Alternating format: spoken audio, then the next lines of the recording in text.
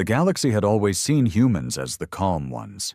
Ever since they joined the Intergalactic Council 300 years ago, Earth's representatives had worn smiles and suits, spoke in measured tones, and signed peace deals faster than any other species.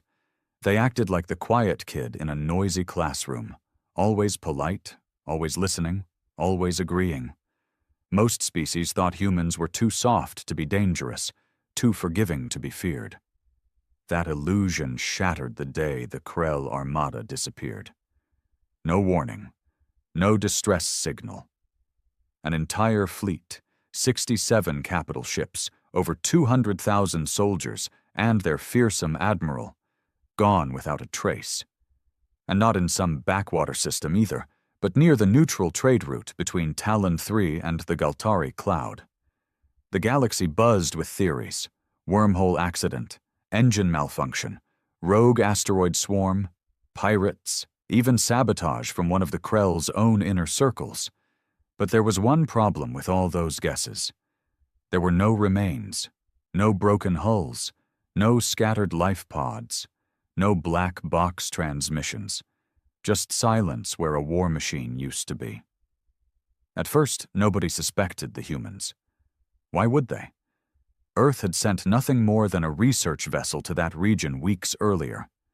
The ISS Horizon, a ship known for mapping gas anomalies and studying solar flares. No weapons, no combat protocols, just scientists and data collectors. At least that's what the Council believed. Captain Lennox stood at the helm of the Horizon as the final Krell ship disintegrated into dust, its core imploding silently under the weight of gravity bombs disguised as meteorites. He didn't smile. He didn't need to. His orders were never about vengeance, never about emotion. It was strategy, calculation, patience. "That's the last one," his weapons officer, Lieutenant Reyna, said quietly, her voice barely above a whisper. Lennox only nodded. "Good. Pull us out. Leave no trace." They moved like ghosts, efficient, cold. Nothing about this operation screamed human. No rage, no shouting, no bloodlust, just surgical silence. The Krell had crossed a line 6 years ago, burning human colonies along the edge of Zone 12. Earth had begged the Council for justice, filed the reports, sent envoys, waited. Nothing came. Too far, too isolated, not politically significant. So humans waited. Not in silence, but in preparation. Behind every peace treaty Earth signed, behind every polite diplomatic dinner, behind every joint research project, there were plans, contingencies, coordinates. Humanity hadn't evolved past violence. They'd just learned how to wear a better mask. On the surface, Earth remained the Council's favorite model of cooperation.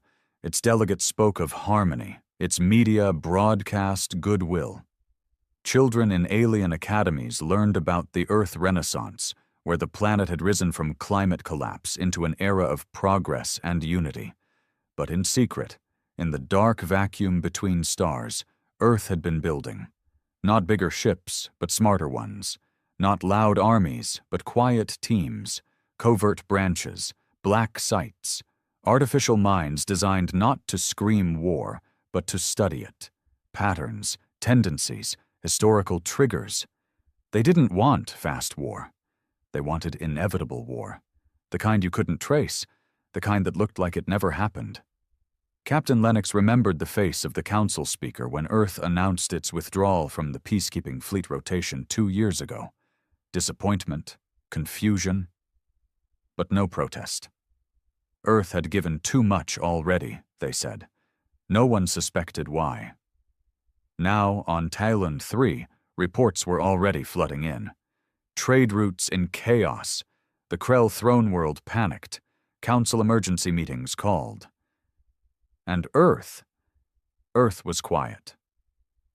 "We'll get blamed," Reyna murmured, watching the screen go dark. "No," Lennox replied. "They'll search every system, suspect every rival, chase every shadow, but not us. Not now." She glanced at him. "And later?" He didn't answer right away. just stared out into the void, where nothing remained of the Krell but vapor. "Later," he said slowly, "they'll realize what we are." The transmission logs were wiped. The ship's hull cooled back to survey temperatures. They resumed a course toward a distant solar flare, as if nothing had happened. Because that was Earth's new doctrine, not to win wars, to end them before anyone even knew a war had started. The ISS Horizon drifted calmly toward a dying star, its sensors picking up harmless solar radiation while its crew moved in silence. No celebration, no chatter, just the weight of what they'd done pressing against the steel walls like a ghost refusing to leave. Lieutenant Reyna sat alone in her quarters, a steaming cup of synth coffee untouched in her hands. The image on her datapad flickered. An old photo of her brother, Marcus, grinning with a sunburn across his nose, standing in front of the abandoned Outpost 17. That outpost had burned 6 years ago, with him inside. Krell war cruisers had swept through Zone 12 like vultures, and Earth's calls for help had fallen on deaf ears. She had memorized the names of the council members who'd voted against retaliation. Now, every one of those names had received the encrypted broadcast from the Horizon's black box. A single word on a secure channel. Balance. It wasn't a threat. It wasn't a confession. It was a message, simple and terrifying. We don't forget. Meanwhile, back on the Galactic Council's capital world, Virelon Prime, the panic had begun to spread. The Krell Empire had shut down all off-world transmissions, their embassies closed, their leaders silent. The remaining Krell delegates who had survived by sheer distance, ambassadors, merchants, scholars, were either detained for questioning or fled into hiding. No empire of their size vanished without explanation.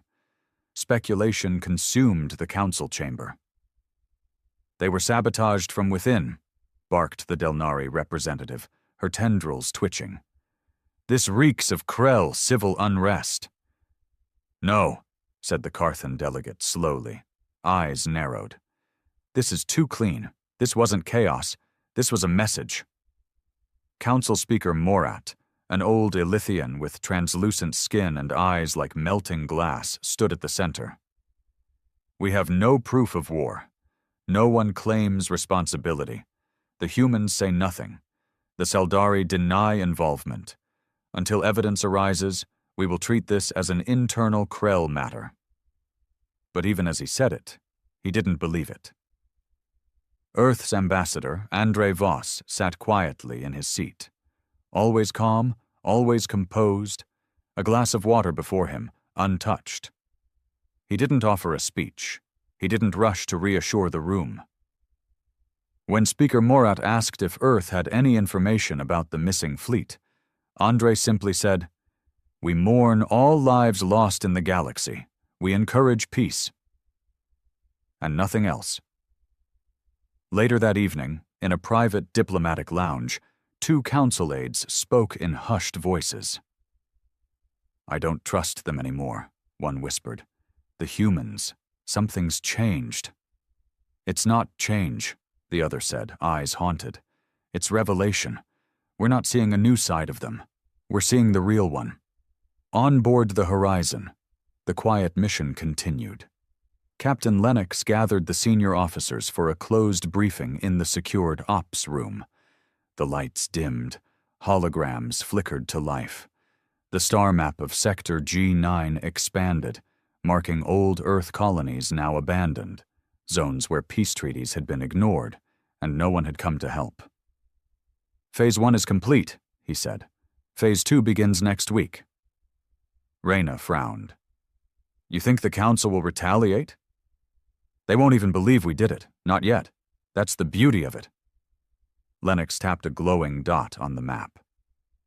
"They'll look to the Tharn, maybe even the Jernai. It buys us time." Another officer, Commander Holt, leaned in. "What if someone does figure it out?" Lennox didn't blink. "Then we show them why you never corner a predator pretending to be prey." The ship's AI, Athena chimed in. Incoming message from Fleet Intelligence. Top-tier encryption. Eyes only for the captain. Lennox nodded. Send it to my private console. In his quarters, the message unfolded in cold military script. Operation Mosaic green-lighted. Authorization. Omega level. Target. Council communications grid. Timeline, 3 months. Message. Peace ends when silence is mistaken for weakness. He leaned back, closed his eyes, and let the weight of it all settle in. Earth had tried peace. It had tried patience. It had tried to play by the rules of the galaxy, but the galaxy never played fair. Now Earth wouldn't either. 3 months later, the galaxy was different, and no one could quite explain why. The Krell silence had spread like an infection. Their systems, once buzzing with trade and communications, remained offline. Smugglers reported deserted colonies with meals still hot on the table, patrol ships that never responded to hails, children's toys scattered in dust-covered streets, no bodies, no blood, just absence. News feeds called it the quieting. Speculation turned into fear. The council demanded answers. Investigators were dispatched, drones sent, fleets deployed. All returned with the same report. No sign of life. In the shadows, Earth moved forward with Operation Mosaic. It began with whispers, communications outages across various sectors of the Council's private comm grid. Not military, not public, but the secure infrastructure used by diplomats and high command. Nobody panicked at first. Tech glitches were common. Solar storms, malfunctions, a rogue update, perhaps. But the outages kept spreading, always skipping human systems. That was when people started to notice. In the Council's war rooms, panic set in. The comm grid wasn't just for messages. It was how planets coordinated defenses, how reinforcements were summoned, how treaties were enforced. Without it, systems were islands, and Earth had just cut the bridges. Ambassador Andre Voss still sat silent in the council chamber. Always with that soft expression, always polite. But now even the other delegates avoided eye contact with him. No one accused him directly. They didn't dare, because deep down, they knew. They'd allowed the humans to grow unnoticed. They thought Earth wanted peace out of kindness. But the truth was so much colder. Earth had wanted peace because war was inefficient. But when peace failed, back aboard the ISS Horizon, Lennox and his crew watched as another Council communications hub went dark. Athena's voice echoed through the operations center, calm as always. Phase 2. Node 6 disabled. Latency across the outer rim is now at 38%. Projected collapse of secure interstellar messaging in 11 days. Lieutenant Reyna leaned forward. The Journai military will notice. They're not stupid. They noticed already, Lennox replied. They just haven't figured out who's behind it. And if they do? He turned to her slowly. Then we stop pretending. In orbit above Earth, the Defense Moon Atlas activated its cloaking field for the first time in a century. Built during the silent years after the Zone 12 massacres, it was Earth's insurance policy. Hidden. Armed. Entirely off record. It had weapons the galaxy hadn't even theorized. Inside its central command station, General Liao stood before a wall of screens showing galactic traffic, fleet movements, and intercepted council meetings. Everything's in place, she told her aide. If they come for us now, they come blind. The aide swallowed nervously. General, you think they'll attack? No, she said, almost too calmly. Not yet. Not while they still think there's a chance Earth will forgive them. Forgive them. That was the real fantasy. The idea that Earth could be reasoned with after being abandoned, mocked, and ignored. That humans, so fragile and polite on the surface, didn't carry long memories stitched with quiet fury. On a mining station in the Valtrax Belt, a Saldari trader named Cora tried to explain the tension to her young son. "The humans," she said gently, "they're not angry like the Krell. They don't scream or threaten. They're different. They remember everything. And they wait." "Wait for what?" the child asked. She stared at the stars beyond the window, her face pale. "For the right moment, and when it comes, they strike where it hurts the most, not to show they're strong, but to make sure you never forget what they did." Across the galaxy, human colonies remained calm, markets steady, borders untouched, as if none of this chaos concerned them. But in quiet meeting rooms on Luna, deep bunkers under old Earth, and encrypted fleets spread across uncharted space, humans prepared for what came next. Not war, not peace, but reckoning. Because humanity had learned the truth long ago. In the galaxy, being feared lasts longer than being loved. The Council's fear finally gave birth to something dangerous. Desperation. 12 core species gathered in secret on the moon city of Liskar Prime. No reporters, no diplomats, no human observers. They called it an emergency stabilization session, but behind closed doors, it was far more blunt than that. "They've destabilized the grid. We can't coordinate defense routes without risking full exposure," barked the Tharn's supreme strategist, her eyes glowing red with frustration. "This isn't some tech malfunction. It's strategic, coordinated, human no proof," hissed the Carthan Chancellor. "We move without evidence. We start the very war we're trying to avoid." "It's already started," muttered the Delnari representative. "Only we're the ones still playing pretend." Arguments exploded across the room, species with centuries of distrust blaming each other, throwing theories like knives. But beneath the noise, one truth kept rising. Only the humans had nothing to lose from this chaos. And they were the only ones who weren't afraid of it. Meanwhile, on Earth, things couldn't look more peaceful. At the summit gardens of New Geneva, children played under synthetic sunlight. A drone hovered quietly, playing classical Earth music. Politicians smiled for the cameras, shaking hands over climate reforms and interstellar trade expansions. It was all a lie, but a beautiful one. Beneath New Geneva's surface, in the black glass war room of the Strategic Continuity Corps, the real decisions were being made. Dozens of analysts monitored galactic movement. Hackers ran quiet infiltration programs through Council infrastructure. Psychologists profiled alien leaders, charting emotional weaknesses and predictable reactions. And in the center of it all sat Directive Sentinel-9, a predictive warfare AI built to calculate long-term domination, not through conquest, but erosion. "Update," the AI said in its low, human-like voice. "Council cohesion dropping 12% per cycle, trust matrix at critical decay, risk of unified retaliation, negligible. Recommendation? Proceed to Phase 3. General Liao nodded. "Approved. Target?" The AI responded instantly.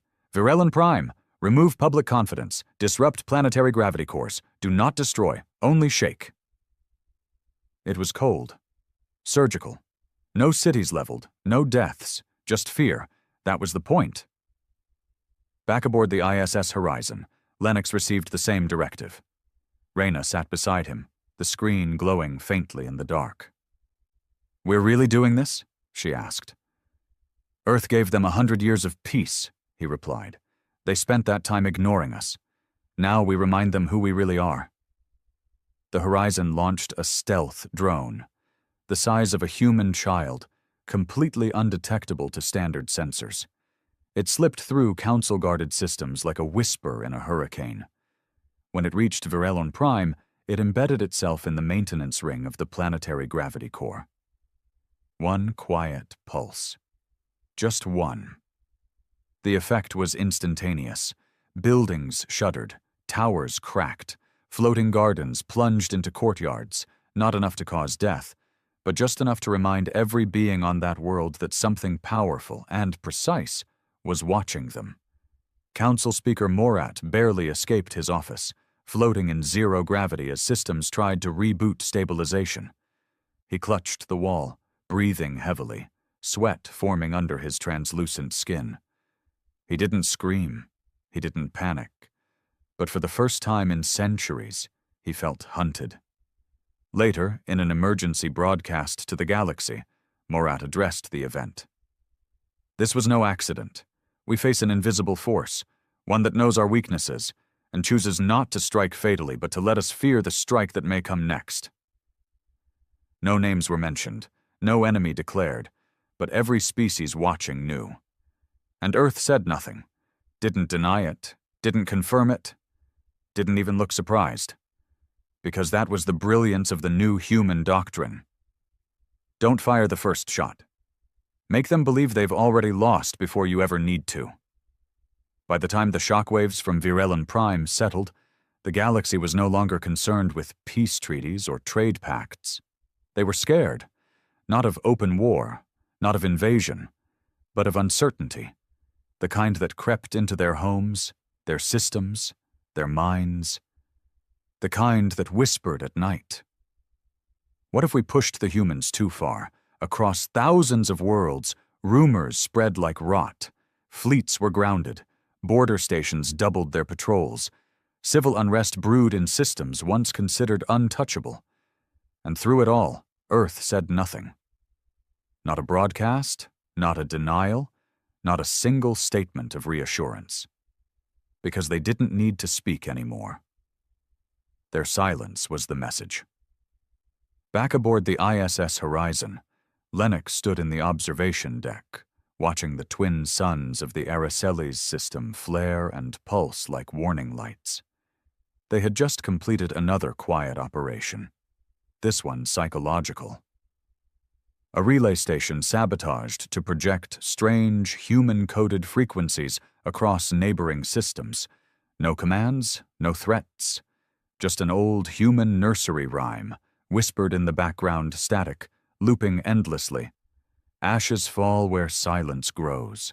The quiet one the wise man knows. Sleep with eyes wide, never trust the light. The kindest face may strike at night. Reyna had heard it during training, years ago. Now she listened to it echo through deep space, piped into alien comms and bouncing off satellites like a haunting lullaby. It was subtle warfare, untraceable, unprovable, but utterly effective. "It's getting to them," she said, arms crossed. Even the Saldari ambassador requested protection from the Council Guard. He used to laugh at us, said Earth had soft teeth. Not anymore. "They thought we were domesticated," Lennox said. "They never realized we were just leashed." Behind them, Athena's interface flickered to life. "Incoming from command. Directive. Initiate Phase 4. Field test begins immediately." Subject, Grell 49. Reyna raised an eyebrow. "The Grell, aren't they Council allies?" "They're also Council pawns," Lennox replied.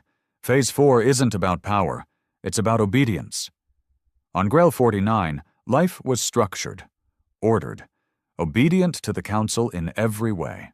So when the main atmospheric regulators failed across 3 major cities, when breathable air dropped to fatal levels for 12 minutes, just long enough to induce mass hysteria and then restore itself, panic didn't erupt.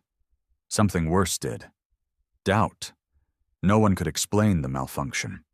Council engineers denied sabotage. Council spokespeople blamed solar interference. But the Grell people weren't stupid. They had seen Earth stay quiet too long. One reporter asked the question on everyone's mind. If Earth could do this, what else have they prepared? And that was when the shift truly happened. The galaxy, once confident in its own superiority, started turning inward, against each other, against their own leaders, against the Council itself. Old grudges reawakened, borders hardened, trade froze. Earth had not fired a single missile, and they had brought the galaxy to its knees. In a hidden bunker beneath Earth's southern ice shelf, General Liao stood before the Global Strategic Committee. Around her, 12 of the most powerful humans alive sat in silence, watching the latest data scroll across black screens. Mosaic has achieved total penetration of all Council data layers, she said. 74% of member worlds are in a state of low-grade psychological destabilization. Civil cooperation is down. Resource sharing suspended. Council Unity Index at 0.11 and falling. An old man at the end of the table, his face pale and wrinkled with age, leaned forward. And how long before someone finally calls our bluff? Liao didn't flinch. They won't. He raised an eyebrow. Why? Because they still think we're bluffing. A beat of silence. Then he smiled. Thin, slow, chilling. They'll learn. Outside the bunker, Earth turned slowly under its artificial shields. Quiet, untouched, innocent, just the way it wanted to look. Grell 49 never officially accused Earth. No one ever did. That was the brilliance of Earth's campaign. Everything they did happened beneath the threshold of proof. Just enough pressure to rattle a system, fracture an alliance, plant a seed of fear, but never enough to warrant open retaliation. Because Earth didn't want war, it wanted control. The kind that came when your enemies no longer trusted their own systems, when fear of shadows paralyzed action, when silence became louder than screams. Back on the ISS horizon, Captain Lennox studied the newest intelligence feed, clipped council footage showing an emergency vote on expanding war budgets, suspending cross-species travel, and demanding full inspections of Earth's technological infrastructure. But no vote passed. Too much division, too much paranoia. The council had become a room full of trembling hands, each holding a dagger, all too afraid to strike first. Reyna entered the bridge quietly. She looked exhausted. Something about this phase of the mission had worn her thinner than the others. "We're not soldiers anymore," she muttered. "We're puppeteers." Lennox didn't argue. She continued, more quietly now. "I joined to fight, to protect Earth from what they did to Zone 12. But this? Breaking their minds, piece by piece? This is the fight," he said, staring through the viewport at the pale glow of a gas giant. "They didn't hear our screams when the Krell burned our colonies. They won't hear our voices now either, but they'll feel the silence." A soft alert rang out from Athena. "Priority ping from Luna Command. Direct orders. Final trial phase. We are a go." Lennox opened the encrypted file. It was brief. "Activate Polaris Protocol. Subject, Virelon Prime. Target, atmospheric control satellites. Objective, disruption only. Visibility, high. Signature, human." That last part hit Reyna like a slap. "Visible? They want us to be seen?" Lennox nodded slowly, the meaning sinking in. "It's time." Polaris Protocol was never designed to kill. It was designed to warn. The Horizon maneuvered toward Virelon Prime's outer orbit, undetected as always. Their payload was already in place, satellite disruptors cloaked as meteor debris, set to trigger a cascading chain that would drop the planet's upper atmosphere by 6 degrees in under 12 minutes. Enough to send entire cities into chaos, enough to show them that humanity could be invisible, but chose not to be anymore. The moment the disruptors fired, the sky above Virelon turned gray, then blue, then black. A cold wind swept through government halls, schools, transit stations. Massive clouds rolled in without warning. Rain fell like ice. Air pressure dropped. Civilians collapsed in the streets from sudden oxygen shifts. For exactly 11 minutes and 42 seconds, Virelon felt helpless. And in the center of their skies, dozens of satellites blinked in synchronized red. One symbol pulsed across every screen, every comms feed, every building interface, humanity remembers. There were no denials after that. The Council convened in full emergency protocol. Every species sent fleets to high alert. Planetary shields were recharged, defense satellites repositioned. But it was already too late. Earth had done what no species had ever dared. They had ended peace not by war, but by fear. And for the first time since its formation, the Council voted not on retaliation, but on appeasement. Trade terms were adjusted in Earth's favor. Surveillance protocols against Earth systems were quietly withdrawn. Travel visas for humans were processed faster. Disputes involving Terran colonies were suddenly fast-tracked, and almost always ruled in Earth's favor. No public declarations were made, no surrender signed. But behind closed doors, everyone understood. Earth would never again be underestimated. They had been seen as peacekeepers, as diplomats, as idealists. Now they were seen as what they truly were, patient killers. Not because they struck first, but because they waited long enough to make every other species wonder if they ever should have struck at all. The shift was complete. From the outer rim colonies to the core worlds of the most ancient empires, every species now carried the same quiet fear when dealing with humans. Not the fear of war, but of misstep, of offending the wrong diplomat, of ignoring the wrong Terran petition, of assuming Earth's silence meant weakness. It was the fear of misjudging the quiet one in the room. On Virelon Prime, the skies had returned to normal, but the people hadn't. Entire blocks remained empty, businesses shut down, and military presence surged in once tranquil districts. The atmospheric anomaly had caused no fatalities, no long-term damage, but it had achieved its true purpose: humiliation. The greatest planetary capital in the galaxy had been brought to its knees, and no one had even seen the weapon. In secret, some council members demanded retaliation, others warned of escalation. But all of them, agreed on one thing: Earth could no longer be ignored. On Earth, things remained eerily calm. In a hidden facility beneath the Mojave Desert, General Liao met with the heads of Mosaic, Sentinel Command, and the Strategic Covert Response Division. The air smelled of dust and cold metal. A soft hum from cooling systems filled the silence. "Report," Liao said, standing before a polished glass table showing a live map of all active operations. "Mosaic is now active in 72 of 81 known Council-aligned systems," the Mosaic director said. "Subtle destabilization, infrastructure interruptions, trust decay, everything according to protocol." "And Polaris?" Liao asked. The head of Sentinel Command gave a satisfied nod. "Executed flawlessly. We sent the message, loud and clear." Liao stared at the table for a long moment. Then she tapped a small icon labeled S-13, Retaliatory Simulation, Council Unification Attack. "What happens if they stop fearing and start fighting?" The projection changed instantly.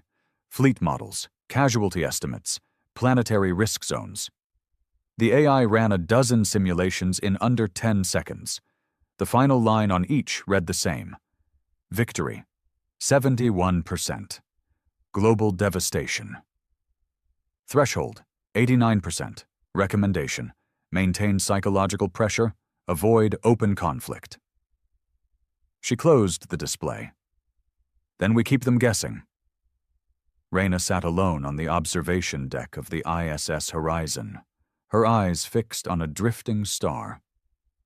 Something deep in her chest ached, a cold, hollow kind of ache that no medal or mission brief could soothe.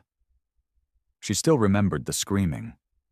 Not from Virelion Prime or the Krell massacre, but from her own people when no one had come to help. That's what this was really about. The missions, the precision strikes, the psychological warfare. It wasn't about dominance. It was about memory.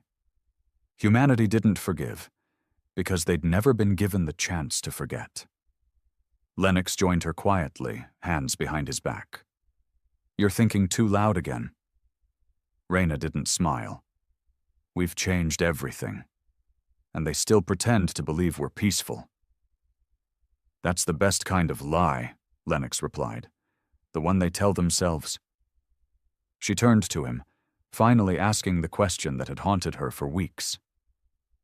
"How far are we willing to go?" Lennox didn't answer right away.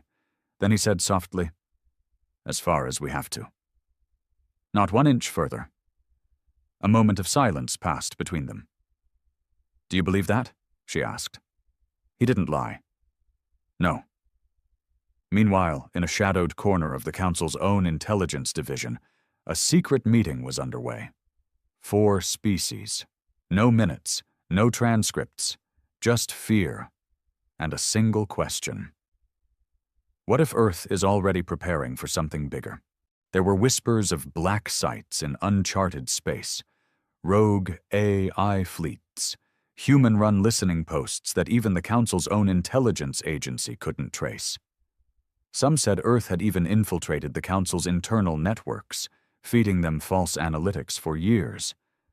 None of it could be proven. All of it was likely true. One Saldari operative leaned forward, his skin pale and clammy. They never wanted to be galactic leaders. They wanted to be galactic ghosts, and now they are. The room went quiet, because no one had a response, and across the stars, in the shadows of systems too quiet to notice, more human ships drifted unseen, watching, waiting, never striking first, never needing to. The final phase of humanity's silent war didn't come with explosions or bloodshed. There were no grand speeches or triumphant parades. No ships darkened the skies. No missiles screamed through the atmosphere. It ended the way it had begun, with silence.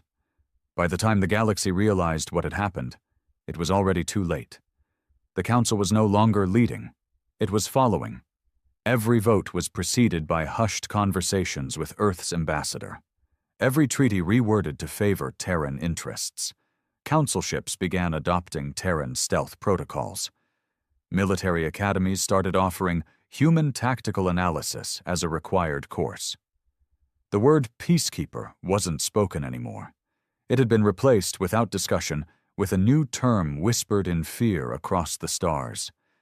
Balancers. Because humans didn't bring peace.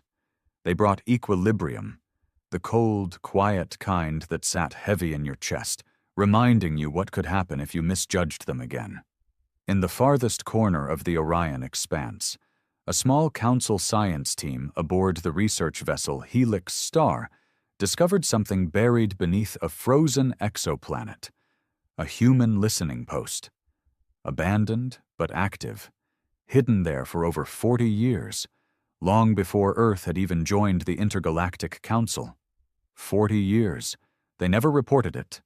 Instead, they wiped the logs, turned their ship around, and headed home, never speaking of it again. Because even now, even with Earth appearing to cooperate and assist, nobody wanted to provoke the ones who'd been playing the long game since before anyone noticed they'd arrived.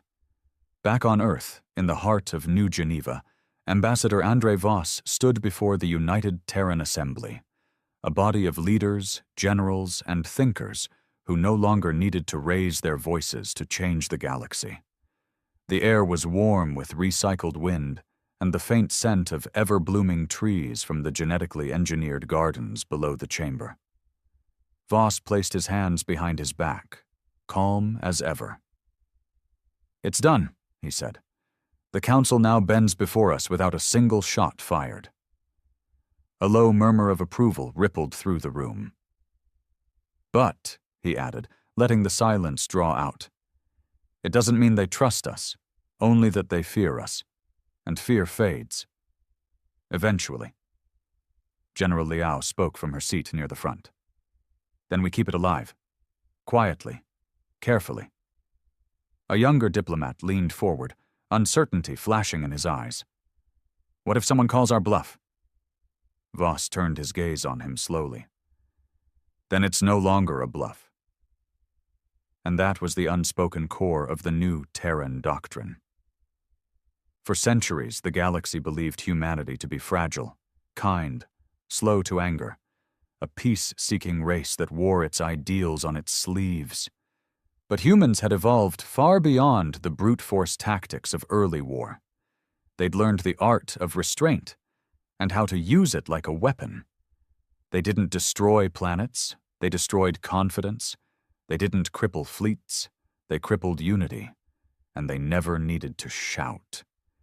Because their silence now spoke louder than any declaration of war ever could.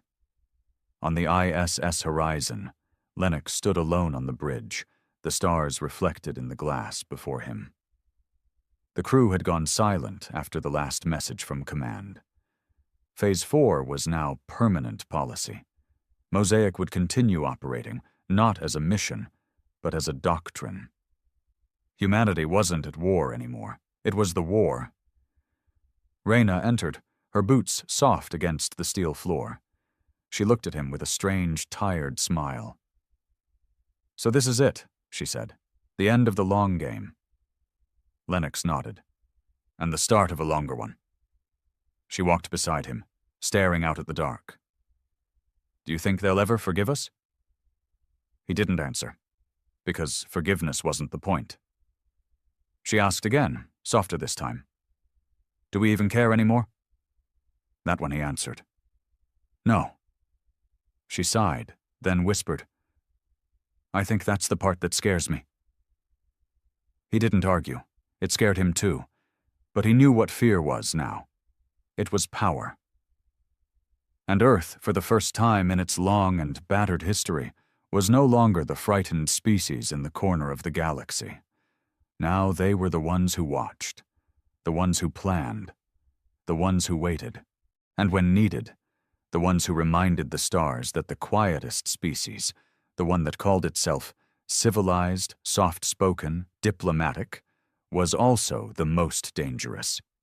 Not because of rage, but because of patience, because humanity could wait decades for justice, centuries for revenge, and if peace was refused long enough, they would build a silence so heavy, so absolute, that the galaxy itself would shiver under its weight. So when historians, decades from now, asked when exactly Earth rose to power, when the turning point came, it wouldn't be the Krell War, or the Council debates, or even the blackout over Virellon Prime. Number it would be the day the galaxy saw humans not as peacekeepers, but as patient killers, and never dared to look at them the same way again.